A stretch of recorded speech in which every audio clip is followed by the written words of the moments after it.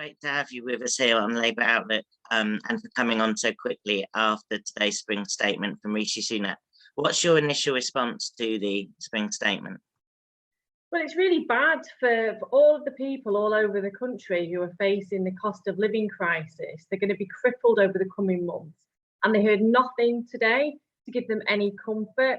The Chancellor mentioned raising the national insurance contributions threshold, but that only gives the average household about 1% increase in disposable income, and it does nothing at all for the lowest 10% of households whose incomes are actually below the threshold. Now, in response to calls from charitable organisations right across the country to increase universal credit and benefits in line with inflation, the Chancellor didn't do that. He just set up a 500 million household support fund, which was paltry, given the levels of support that people are going to require. And if you remember, only a couple of weeks ago, the Chancellor increased universal credit by 3.1%, even though inflation is expected to be about 7.4%, maybe higher. So it's actually a dramatic cut in benefits for many families across the UK. There was nothing pragmatic at all to try and bolster the economy and to bolster public spending, such as a windfall tax, which is what we've been asking for.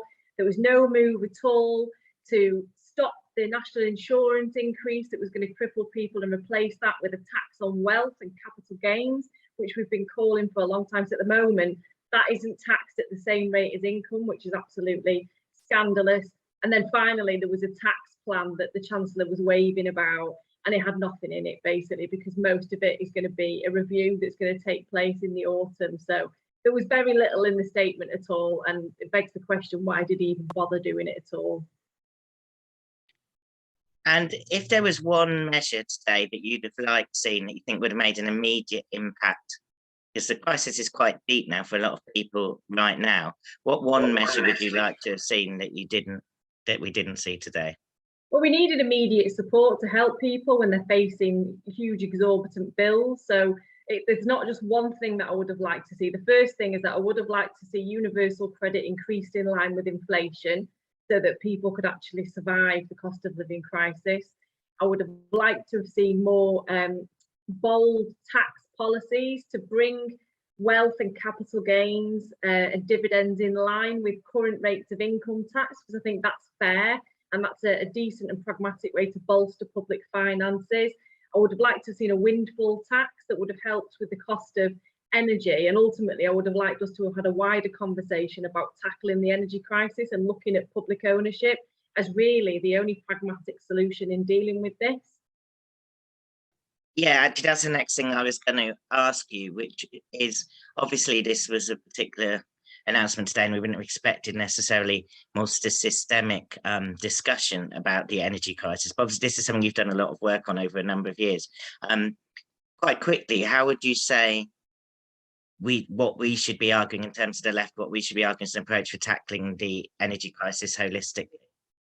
You've got to have your short-term support, and that's why it's right that the Labour Party's position is to call for cuts to VAT on energy bills. And to also increase the warm homes discount. But beyond that, you've got to understand why the energy crisis arose in the first place. And this has come after decades of failed privatisation in our energy system, where we saw energy companies prioritising dividend extraction over investment in critical infrastructure and renewables. And they didn't set up funds to bolster consumers and kind of protect them, if you like, against fluctuations that we might see within the energy market.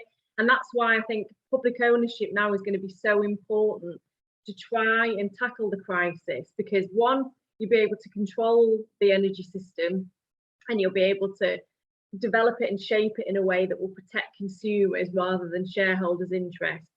And two, it gives us energy security as well. I think it's absurd to most voters across the UK to find out that we've actually got energy companies operating here in the UK who are owned by foreign governments.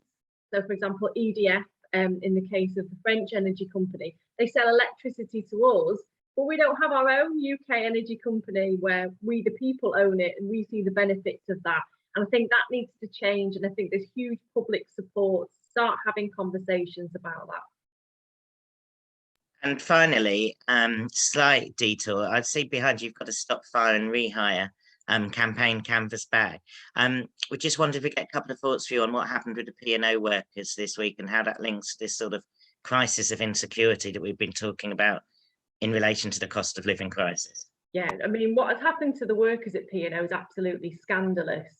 And the first thing that the government needs to do is demand that those jobs are reinstated. And if they don't see reinstatement very quickly, then frankly, I would like this to see the government move to take P&O under public ownership so that they can protect it. After all, it is critical infrastructure in terms of transport and freight that we need. It's an essential part of our economy. But it's not acceptable to let any company treat workers in the way that P&O have here in the UK. Unfortunately, it was allowed by the government. They knew about this beforehand, by the way. Apparently, they'd received a memo about it. But the whole way that they've eroded labour rights and trade union representation over the last 40 years has allowed this situation to happen. And that's why it was so important to have the fire and rehire bill that was voted down by the government recently. But as a labour movement, we've got to keep fighting on that front, because if it can happen to P&O workers, it can happen to anyone.